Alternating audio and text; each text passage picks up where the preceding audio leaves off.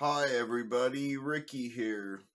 Today I'm going to take a look at the Sega Game Gear and the problem that plagues them where the video looks washed out and the audio has no sound to it. And this is caused by the capacitors not working, which tends to be a big problem with a lot of the older electronics where the capacitors electrolytes leak out of them.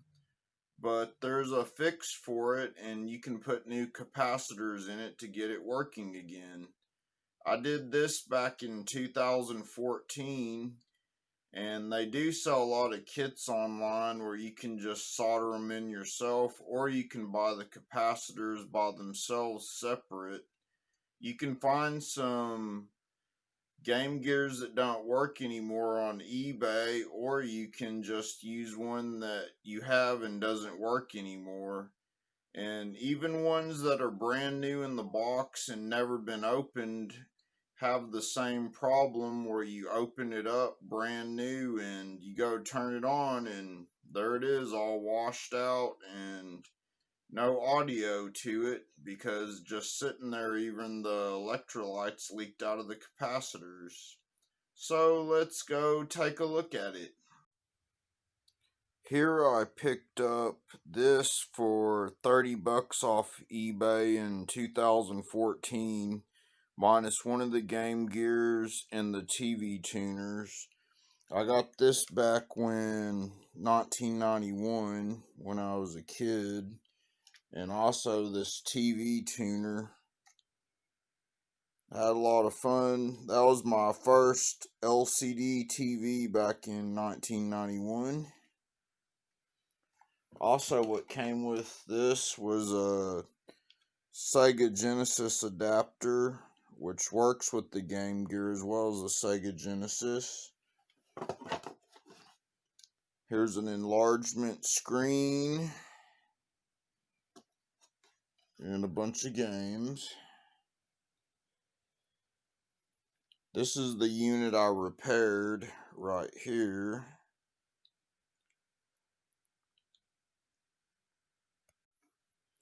This one would be a little more easier to repair. These are the capacitors right here. These little brick looking things. The older models actually had more capacitors on them, so it made it a little more work to do, which I had an original one from 1991, so I decided to repair it. Here's the look at the other side of the paneling. This is the power board. Usually I hadn't had any problems with these. These are original capacitors right here. And over on this side there's a capacitor there and a couple of capacitors and one there, which those usually have to be replaced because this is the audio board and it's what causes it not to have any sound on it, which this other unit I'm going to show you the aftermath of. I've already replaced them. Here I actually have a third unit that I picked up for $10 back in 2014 just to have another unit around. They have a lot of things online to tell you the different sizes and powers of the capacitors, but I find it easier just to buy a Game Gear capacitor replacement kit. A lot of people just sell with the capacitors already put in there. Bought this one for about 15 bucks back in 2014. They're all bagged individually and labeled too. You can usually just look straight on the capacitors and they'll tell you what the voltage is and everything is on them that you need to replace them. Here we're going to take a look at it. I haven't even started this up in a long time.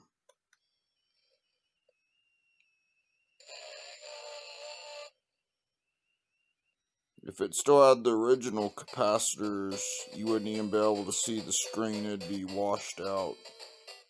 It wouldn't have any audio.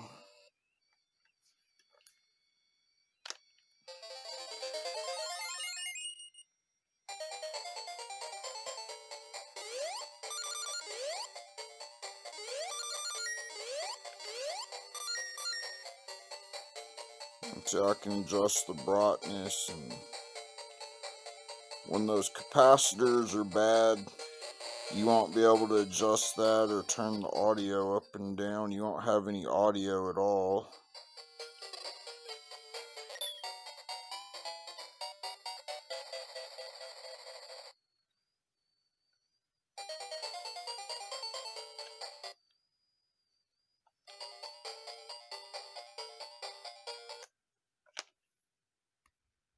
I hope this has been informative in case you have an old Game Gear you want to fix and get going, or you just want to buy one to restore just to play with and stuff. I know everybody can emulate them on their telephones and everything else nowadays, but sometimes it's just funner to play original stuff on the original hardware and stuff to take you back to that nostalgia. So, thank you for watching.